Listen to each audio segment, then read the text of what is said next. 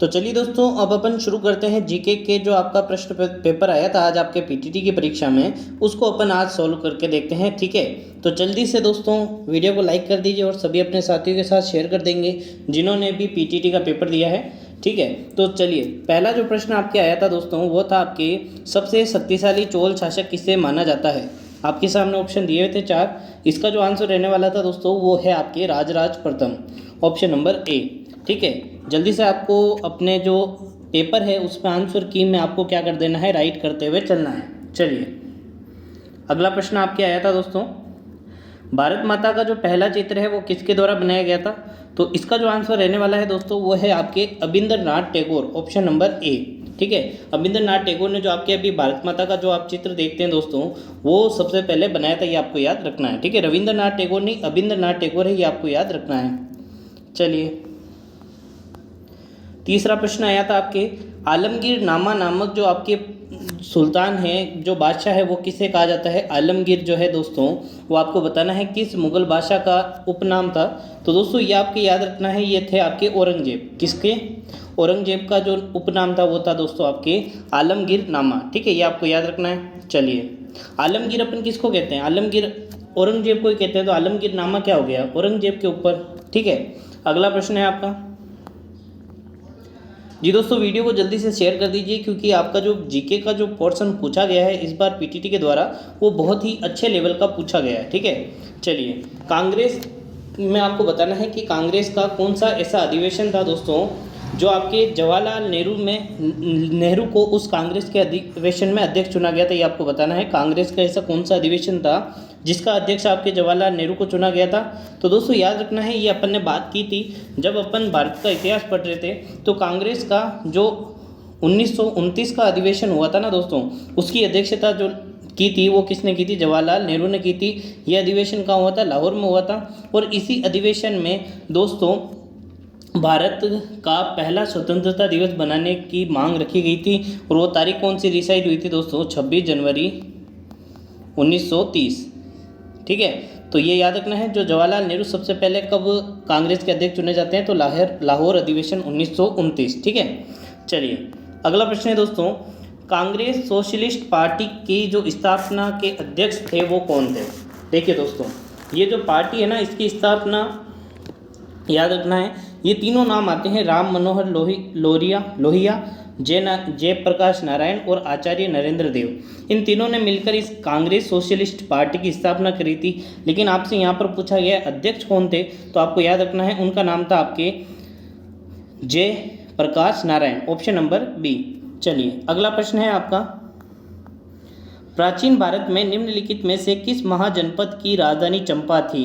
देखिए कुल जो अपने जनपद बट गए थे दोस्तों उत्तर वैदिक काल के बाद में, आप देखेंगे कि जो भारत में कितने जनपद थे कुल, तो कुल 16 जनपद थे, जिसमें आप देखेंगे चंपा किसकी राजधानी थी दोस्तों।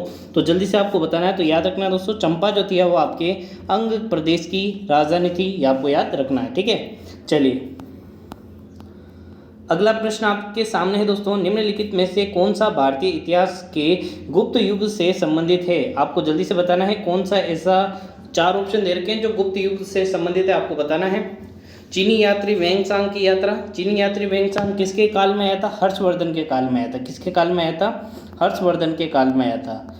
आपसे पूछा क्या है, गुप्त युगीन, तो गुप्त युग में आपको याद रखना है आर्यभट्ट का जो संबंध है वो किससे था, आपके गुप्त युग से था। ऑप्शन नंबर सी जो है वो इसका करेक्ट आंसर रहने वाला है। बाण भट्ट जो है दोस्तों इसका भी संबंध किसके काल से था, आपके हर्षवर्धन के काल से था, और हर्षवर्धन जो था वो वर्धन वंश से था। ठीक है, ये आपको याद रखना है। चलिए ऋग्वेद में 1000 से अधिक स्रोत शामिल है। ठीक है, स्रोत जो है वो शामिल है जिन्हें किस नाम से जाना जाता है। चलिए जो दोस्तों बात करें ऋग्वेद जो सबसे प्राचीन वेद है, ठीक है, 4 वेदों में सबसे प्राचीन वेद कौन सा है, ऋग्वेद है। इसमें 1028 सूक्त है। कितने हैं, 1028 सूक्त है। तो आपको याद रखना है कितने, 1028, 1000 से अधिक है तो मतलब 1028 है, ये इसकी संख्या भी आपको याद होनी चाहिए। चलिए अगला प्रश्न है दोस्तों, सतलुज और काली नदियों के बीच में कौन सा हिमालय है दोस्तों। देखिए हिमालय को अपन 4 भागों में बांटते हैं, चाहे आप आगे से पीछे की तरफ बांटेंगे तो आप देखेंगे ट्रांस हिमालय, महान हिमालय, लघु हिमालय और शिवालिक हिमालय। और यदि आप हिमालय को नदियों के बारे में बांटोगे ना तो भी आप उनको 4 भागों में बांटते हैं, ठीक है। तो याद रखना है जो सतलज और काली नदी के बीच में जो हिमालय रहने वाला है वो है आपका Kumaon Himalaya, option number A. अगला प्रश्न आपका आया था दोस्तों, आपको बताना था लद्दाख से संबंध में आपको कौन सा कथन सही नहीं है। देखिए सही नहीं है ये पूछा गया है, तो लद्दाख एक ठंडा रेगिस्तान है, ऑप्शन नंबर बी है लद्दाख एक केंद्र शासित प्रदेश है, ऑप्शन नंबर सी है आपका जो बारिश वहाँ की बताई गई है वो लगभग 10 सेंटीमीटर की बताई गई है दोस्तों वार्षिक, और ऑप्शन नंबर डी आपके बताया गया दोस्तों लद्दाख की जो साक्षरता दर है वो केवल 7.16% है। तो बात करें इसमें सही की तो ठंडा रेगिस्तान है, बिल्कुल सही है दोस्तों। शुष्क प्रदेश है जहाँ पर कोई ज़्यादा वनस्पति नहीं होती है, ठीक है, क्या रहती है एनी टाइम वहाँ पर बर्फ़ गिरती रहती है। भारत का केंद्र शासित प्रदेश है, आपने देखा होगा धारा जो 370 है वो अनुच्छेद 370 और 35 को हटाकर जम्मू कश्मीर और लद्दाख को क्या बना दिया गया था दोस्तों, केंद्र शासित प्रदेश बना दिया था। यहाँ की जो औसत वर्षा है वो 10 सेंटीमीटर है, ये भी बिल्कुल सही है। लेकिन जो साक्षरता दर है ना वो 7% नहीं है, लगभग आपके 70% के आसपास है ना, लगभग 70% के आसपास है, ये आपको याद रखना है। चलिए अगला प्रश्न है दोस्तों, जमशेदपुर जो है दोस्तों जहाँ पर आपके Tata iron and steel company limited स्थापित है उसका पुराना नाम क्या था दोस्तों। जी दोस्तों ये पूछा गया है आपसे, जो टाटा आयरन स्टील कंपनी के जो मालिक थे जमशेदपुर टाटा, उनके नाम पर ही उस गांव का नाम क्या हो जाता है, जमशेदपुर हो जाता है। इसका पुराना नाम था आपके सागची, ऑप्शन नंबर ए। अगला प्रश्न है दोस्तों, ओमकारेश्वर परियोजना किस नदी पर चल रही है। तो ओमकारेश्वर आपके कहाँ पर आता है दोस्तों, 12 जो ज्योतिर्लिंग है उसमें एक ज्योतिर्लिंग ओमकारेश्वर भी है, ये आपके नर्मदा नदी पर परियोजना चल रही है, ऑप्शन नंबर सी, मध्य प्रदेश में स्थित है, ठीक है। चलिए निम्नलिखित में से खेतड़ी जो है वो किस, आपको बताना है किस खनिज के लिए प्रसिद्ध है दोस्तों। तो सभी जानते हैं जो खेतड़ी झुंझुनू है वहाँ से क्या निकलता है, आपके तांबा निकलता है। दोस्तों अपन इनको याद नहीं कर रहे हैं ना, अपन सिर्फ पेपर का सॉल्यूशन कर रहे हैं, इसलिए फटाफट अपन इसका सॉल्यूशन कर रहे हैं। अब देखिए ये जो प्रश्न आया था दोस्तों इसको ध्यान से पढ़ना है आपको। भारत और उसके पड़ोसी देशों को मिलाकर भारतीय उपमहाद्वीप क्यों कहा जाता है, जल्दी से देखना है। 4 ऑप्शन आपके सामने आए थे। क्षेत्र का विशाल आकार, भारत का राजनीतिक प्रभुत्व, ऑप्शन नंबर सी आया था आपके शेष दुनिया से क्षेत्र का पृथकत्व, या फिर ऑप्शन नंबर डी आया था आपके जो है विभिन्न सदस्य राज्यों के बीच विशिष्ट आर्थिक संबंध। देखिए जल्दी से आपको इसका यदि आंसर देखा जाए ना दोस्तों, तो भारत के जो उपमहाद्वीप के अंदर जो देश आते हैं जैसे कि आप देखते हैं पाकिस्तान, बांग्लादेश,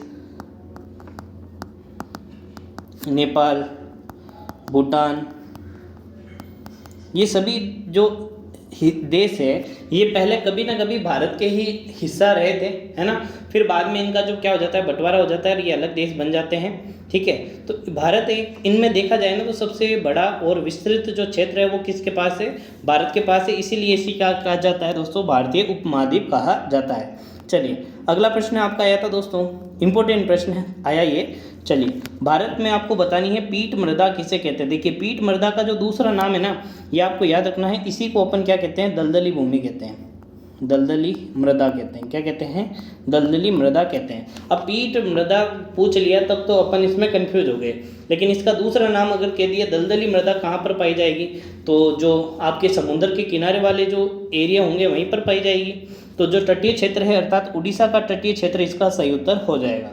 चलिए अगला प्रश्न है आपका, भारत में जो खनिजों का मानचित्रण और अन्वेषण के लिए कौन सी सरकारी एजेंसी जिम्मेदार है। 4 ऑप्शन आपको दे रखे थे, याद रखना है। भारत के अंदर जो मानचित्र, जो खनिजों का मानचित्रण होता है, अन्वेषण होता है, उसके लिए जो सरकारी एजेंसी जिम्मेदार है वो है आपके ऑप्शन नंबर बी, भारतीय भूवैज्ञानिक सर्वेक्षण, ठीक है। चलिए अगला आपका प्रश्न पूछा गया था दोस्तों, निम्नलिखित में से किस क्षेत्र को पर्यावरण और वन मंत्रालय द्वारा भारत का पहला समुद्री पर्यावरण संवेदनशील क्षेत्र घोषित किया गया। तो ऑप्शन आपके सामने थे, लेकिन इसका जो आंसर रहने वाला है दोस्तों वो रहने वाला है आपकी कच्छ की खाड़ी। जी दोस्तों इन प्रश्नों से भी आपको कुछ सीखना चाहिए, जिससे आपको पता चले आगामी जो आप भर्ती की परीक्षा देंगे तो उसमें किस तरीके के प्रश्न पूछे जाते हैं, है ना। इनसे भी आपको कुछ सीखने को मिलना चाहिए, क्योंकि हो सकता है कि आगे कोई कॉम्पिटिटिव एग्जाम में इसमें से ही आपको कोई प्रश्न रिपीट होता हुआ दिख जाए, है ना। तो एक बार अगर गलत हो गया तो ऐसा नहीं अपन बार बार उस प्रश्न को गलत करेंगे, तो देखना तो जरूर है। चलिए अगला है आपका, निम्न में से किस राज्य में शीत मरुस्थल जीव मंडल रिजर्व स्थित है। देखिए शीत मरुस्थल तो अपन ने अभी देखा था लद्दाख को भी कहते हैं, है ना। हालांकि लद्दाख एक मरुस्थल ही तो है, ठंडा मरुस्थल ही है, लेकिन यहाँ पर आपसे पूछा गया है कि जीव मंडल रिजर्व, शीत मरुस्थल जीव मंडल जो रिजर्व है वो आपके हिमाचल प्रदेश में स्थित है। कहाँ पर स्थित है? आपके हिमाचल प्रदेश में स्थित है। ऑप्शन नंबर आपका सी जो है वो सही उत्तर हो जाएगा। चलिए अगला प्रश्न है आपका, हम जैव ईंधन जो है होता है ना दोस्तों, जो आपके बायोडीजल होते हैं उसके अंदर अल्कोहल के दो रूपों को शामिल करते हैं, तो वो कौन कौन से हैं? तो ये आपको याद रखना है। दो जो रूप जो कि आपके बायोडीजल में यूज होते हैं वो है आपके ऑप्शन नंबर बी। कौन सा? ऑप्शन नंबर बी, ठीक है, ये आपको याद रखना है। ऑप्शन नंबर बी है आपका मेथेनॉल और एथेनॉल, ठीक है। मेथ जिसमें कार्बन की परमाणु संख्या 1 होती है ना, और एथेनॉल के इसमें एथेनॉल में कार्बन की परमाणु की संख्या कितनी होती है? 2 होती है, ठीक है, ये आप सभी जानते हैं। चलिए आगे, चलिए अगला प्रश्न है दोस्तों, निम्नलिखित में से कौन सा तत्व विभिन्न राज्यों में भू प्रदूषण के लिए जिम्मेदार है?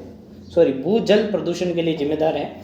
तो भूजल प्रदूषण क्या होता है जो दोस्तों? तो आप सभी जानते हैं जो अपनी पृथ्वी है उसके जो अंदर अपन जब खुदाई करते हैं तो क्या निकलता है दोस्तों? जल होता है। जो ऊपर पट्टी के नीचे क्या है दोस्तों?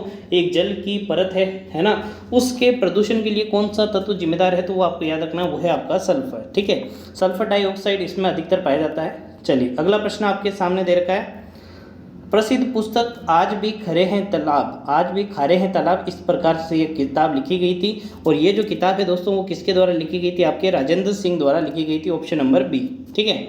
चलिए अगला प्रश्न आपका,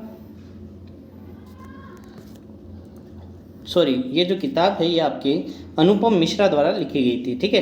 राजेंद्र सिंह के द्वारा ये नहीं लिखी गई थी, ये है आपके अनुपम मिश्रा, ठीक है, मिस्टेक हो गई थी, इसको आप सही कर लीजिएगा। प्रसिद्ध पुस्तक जो है आज भी खरा है तालाब, ये किसके द्वारा लिखी गई थी? आपके अनुपम मिश्रा द्वारा। चलिए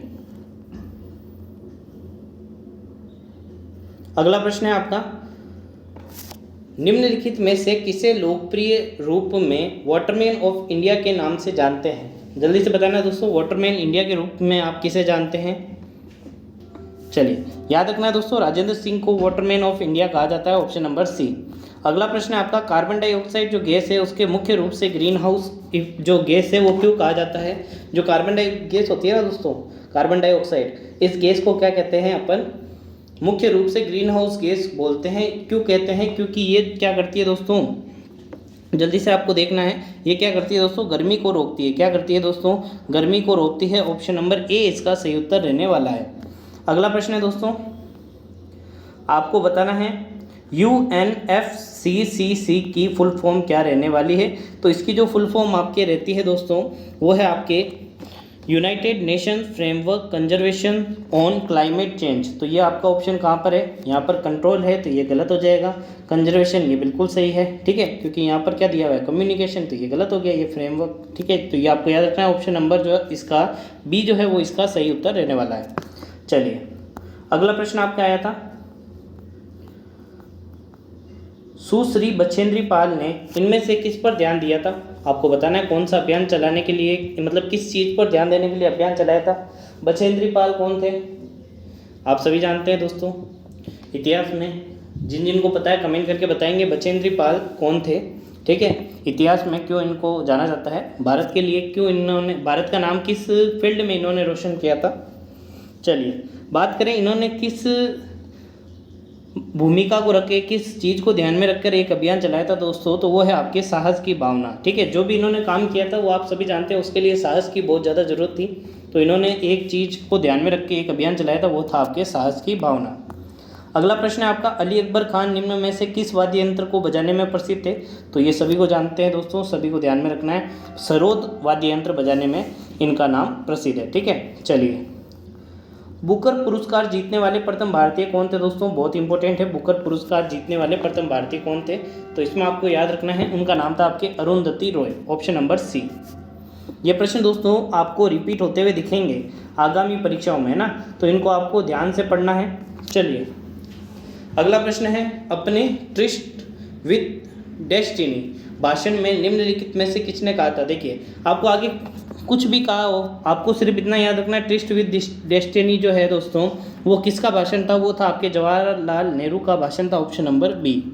अगला प्रश्न है आपका, फाइबर ऑप्टिक्स का जनक किसे कहा जाता है? जल्दी से बताना दोस्तों, फाइबर ऑप्टिक्स का जनक किसे कहा जाता है? चलिए याद रखना दोस्तों, नरेंद्र सिंह कपानी है, ये कृपरानी होता है दोस्तों, ठीक है। तो ये इसको सही कर देना। इनको क्या कहा जाता है दोस्तों? फाइबर ऑप्टिक्स का जनक कहा जाता है, ये आपको याद रहना चाहिए। चलिए अगला प्रश्न है आपका,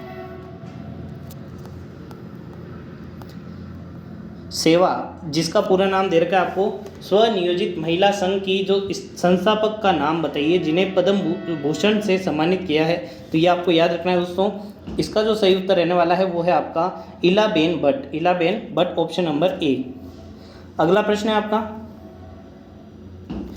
आपको बताना है निम्नलिखित में से किसे फ्रांस सरकार का सर्वोच्च सम्मान जो है दोस्तों वो दिया गया है। ठीक है, ये जो नाम दिया हुआ है ना, इसी का दूसरा नाम भी आपको याद रखना है।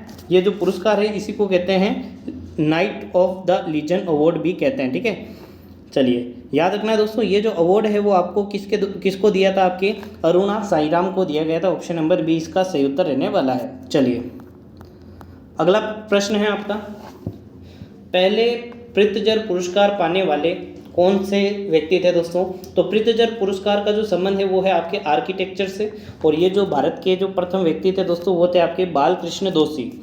तो ऑप्शन नंबर सी जो है वो इसका सही उत्तर रहने वाला है। ठीक है, हाल ही में इनका क्या हो गया था दोस्तों? निधन हो गया था। तो करंट से रिलेटेड इस प्रश्न को पूछा गया है। चलिए अगला प्रश्न है दोस्तों, चित्तौड़गढ़ का जो किला है वो किस वर्ष यूनेस्को विश्व धरोहर स्थल में शामिल किया गया था दोस्तों? तो चित्तौड़गढ़ का जो किला है ना दोस्तों वो आपके किस वर्ष शामिल किया गया था, ये आपको बताना है। चलिए तारीख आपको याद रखनी है, 21 जून 2013। कौन सी? 21 जून 2013 को ये शामिल किया गया था। तो ऑप्शन नंबर ए इसका सही उत्तर हो जाएगा। अगला प्रश्न है आपका, साहित्य अकादमिक पुरस्कार 2022 विजेता राजस्थानी जो पुस्तक है आलेखून अम्बा के लेखक कौन है? 4 ऑप्शन आपके सामने हैं, मतलब आपको सीधा सीधा ये बताना है दोस्तों, आलेखून अम्बा के जो पुस्तक है इसके लेखक कौन है? चलिए इसका जो उत्तर रहने वाला था वो आपके है कमल रंगा, ऑप्शन नंबर बी। इनके द्वारा आलेखून अम्बा पुस्तक लिखी गई थी, जिन्हें क्या मिला है दोस्तों? साहित्य अकादमिक पुरस्कार 2022। ठीक है, अगला है दोस्तों 84 खंभों की छतरी, अपन चर्चा कर चुके हैं। 84 खंभों की जो छतरी है वो कहाँ थी? आपके बूंदी में स्थित थी।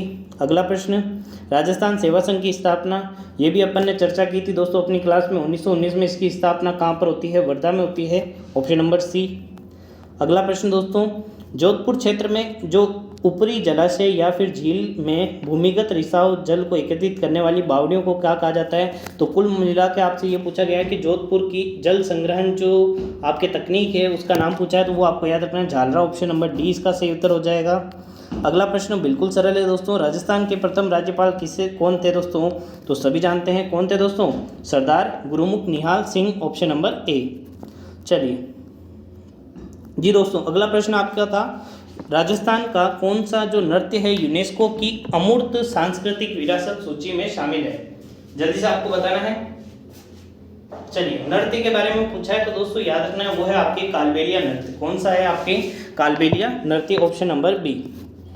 जी दोस्तों इस वीडियो के बाद में आपको बताना है कि आप 200 में से कितने सही करके आए हैं। ठीक है, जीके का पेपर अच्छा आया है, अच्छे लेवल का आया है, तो सभी बच्चों का जीके में जो स्कोर रहेगा, चाहे वो कोई भी बच्चा हो, कितना भी अच्छा हो, है ना, क्योंकि अपन ने देखा जो इंडिया जीके के जो प्रश्न थे बहुत ही डीपली पूछे गए हैं। राजस्थान जीके बिल्कुल आसान पूछा गया है। तो जो जीके का एवरेज स्कोर रहने वाला है, तो बच्चे लगभग देखेंगे कि आपको 20, 22, 25 इसी के आसपास मिलेंगे आपको, है ना। तो ज़्यादा घबराने की आपको ज़रूरत नहीं है। ठीक है, क्योंकि बाकी जो 3 सब्जेक्ट है वो आपके बहुत ही स्कोरिंग सब्जेक्ट है। जैसे कि रीजनिंग हो गया, बच्चे 50 में से 50 सही कर देते हैं रीजनिंग में। हिंदी हो गया, हिंदी भी एकदम आसान, मतलब अपनी मातृभाषा है तो अपन उसमें सही कर ही आते हैं। और बाकी आपके टीचिंग एप्टीट्यूड हो गया जो तो आपको हर प्रश्न में नंबर देके ही जाएगा। तो जीके ही तो है जो आपको नंबर काटता है ना। अब देखिए अगला प्रश्न है राणा प्रताप सागर, राजस्थान जीके आपके आसान पूछा गया है, तो आपको देखना है राणा प्रताप सागर जो बांध है इसकी जो क्षमता है वो कितनी है? 172 मेगावाट, ऑप्शन नंबर ए। अगला प्रश्न देखिए, राजस्थान जीके बिल्कुल सरल पूछा गया है। राजस्थान की लोकसभा में कितनी सीटें हैं? तो सभी जानते हैं 25 सीटें हैं। राज्यसभा में कितनी सीटें हैं? 10 सीटें हैं। विधानसभा में कितनी सीटें हैं? 200 सीटें हैं। ठीक है, चलिए अगला प्रश्न, डॉक्टर सी.वी. रमन जो थे उन्होंने राजस्थान के किस शहर को गौरव का द्वीप, आइलैंड्स ऑफ ग्लोरी कहा है दोस्तों? अजमेर, उदयपुर, जयपुर, कोटा। तो ये आपको याद रखना है, जयपुर को कहा है। ठीक है, चलिए अगला प्रश्न आपका, किस भारतीय मेगा शहर ने ease of moving index India report 2022 में सर्वोच्च स्कोर किया है? तो दोस्तों याद रखना है, ये आपके जो महाराष्ट्र के शहर थे ये इसमें टॉप पर थे। तो जो इसका सही उत्तर रहने वाला है वो आपका पुणे, ऑप्शन नंबर डी। अगला प्रश्न है आपका, प्रधानमंत्री मोदी ने किस शहर में भारत की पहली जल मेट्रो का उद्घाटन किया है? बहुत ही इंपॉर्टेंट प्रश्न था ये। ठीक है, और आगामी परीक्षाओं में भी कई बार आप देखेंगे कि ये प्रश्न पूछा जाएगा। तो भारत की जो पहली जल मेट्रो है दोस्तों वो केरल जो राज्य है वहाँ चलती है। और कहाँ पर, अगर सिटी पूछिए तो वो आपकी कोच्चि। ठीक है, ऑप्शन नंबर सी। अगला है आपका, अपन ने जो करंट का जो क्लास ली थी उसमें ये प्रश्न अपन ने चर्चा में लिया था। ठीक है, ये जो करंट की जो इंडिया जीके का जो करंट की क्लास थी ना उसमें ये प्रश्न अपन ने लिया था, भारत में G20 space economy leaders meeting का आयोजन कहाँ पर किया गया? तो आपको याद रखना है कहाँ पर, बेंगलुरु में, ऑप्शन नंबर डी। ठीक है, अगला प्रश्न दोस्तों देखिए, बहुत ही कम समय में अपन ने 50 प्रश्नों के पास आपको सॉल्यूशन करा दिया है, तो जल्दी से वीडियो को लाइक कर दीजिए दोस्तों।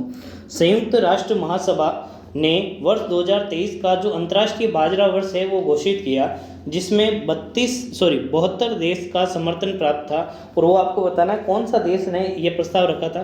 तो सभी जानते हैं बाजरा अपने राजस्थान में खाया जाता है सर्वाधिक, है ना? सर्वाधिक बाजरा होता कहाँ है? भारत में होता है। तो कौन करेगा इसकी प्रस्ताव, कौन रखेगा? भारत ही तो रखेगा, ऑप्शन नंबर ए। अगला प्रश्न, दुबई में वैश्विक शिक्षा और प्रशिक्षण प्रदर्शनी में किस देश के मंडप का उद्घाटन किया है? तो दोस्तों याद रखना है ये भी अपना कौन है? भारत है, ऑप्शन नंबर बी। चलिए अगला प्रश्न आपका देखिए, जो अभी अपने जो अशोक गहलोत जी द्वारा बजट पेश किया गया था हाल ही में, राजस्थान बजट 2023 की जो थीम थी वो क्या थी दोस्तों? तो सभी जानते हैं, है ना? अभी जो राहत कैंप चल रहा है, महंगाई राहत कैंप चल रहा है, तो यही आपको रखना है, बचत, राहत और बढ़त। ये इसका जो इस बार के बजट की थीम थी। अगला प्रश्न दोस्तों, निम्नलिखित में से किस फिल्म ने हाल ही में वृत्तचित्र लघु फिल्म श्रेणी का ऑस्कर पुरस्कार जीता है? देखिए जल्दी से बताना है। चलिए देखिए, यहाँ पर आपको दिया हुआ है लघु फिल्म श्रेणी का, कौन सा लघु फिल्म श्रेणी का ऑस्कर किसने जीता है? तो वो RRR नहीं है दोस्तों, वो है आपके the elephant whispers, option number C. अगला प्रश्न, किस देश के उच्चायोग ने भारत में कारगिल में एक परियोजना के लिए अपने सरकारी अनुदान की घोषणा की है? तो ये आपको याद रखना है, वो है आपके ऑस्ट्रेलिया, ऑप्शन नंबर ए। ठीक है, तो ये अपन ने 50 प्रश्न जीके के बात की। अब अपन बात करते हैं हिंदी के 50 प्रश्नों के बारे में।